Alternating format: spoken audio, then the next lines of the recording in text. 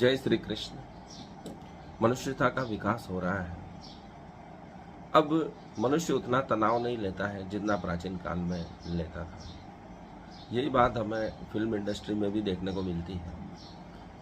जब मधुबाला और दिलीप कुमार का प्रेम प्रसंग था तो उस संबंध के टूटने से वे काफ़ी दुखी हो गए थे, लेकिन यही वर्तमान में हमें रणबीर कपूर उनकी प्रेमिकाओं के बीच में देखने को मिलता है तो वे अधिक परिपक्व दृष्टिकोण प्रस्तुत करते हैं।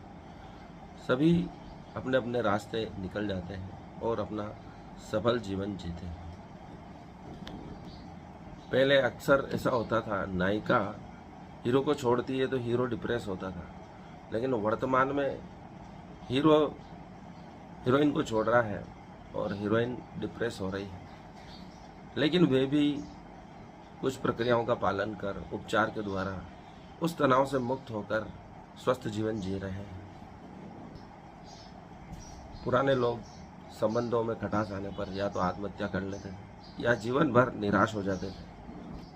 आधुनिक शोधों ने, मनोचिकित्सा ने मनुष्य के विकारों को दूर करने का, मनोरोगों को दूर करने का काफी प्रयास किया है। इससे मनुष्यता अधिक लाभान्वित हुई है।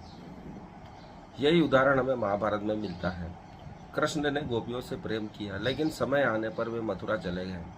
वे कभी निराश नहीं हुए, लेकिन गोपियां काफी दुखी हो गई और उद्धव के आने पर भी नहीं समझी, बल्कि उद्धव को उन्होंने प्रेम का ज्ञान दिया और उद्धव पुराना ज्ञान विस्मृत करके प्रेम के आनंद में कृष्ण के पास गए कि आपने अच्छा नहीं किया गोपियों को छोड़कर।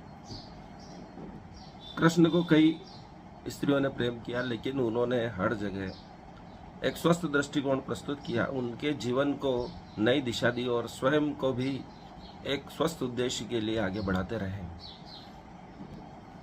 वे समाज कल्याण की भावना को कभी छोड़ नहीं पाए।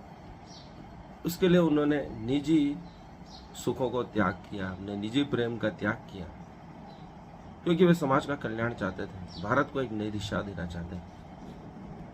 रुक्मणी से भी विवाह तब किया जब रुक्मणी ने उनको पत्र लिखा और मुसीबत से बचाने के लिए प्रयास करने के लिए कहा। तभी कृष्ण गए, उनकी मर्जी से नहीं गए। वे जहां भी गए किसी न किसी कारण से गए, किसी सही उद्देश्य के लिए गए।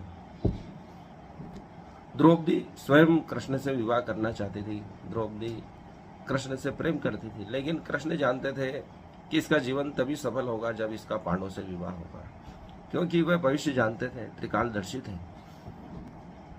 इसलिए कर्ण योग होते हुए भी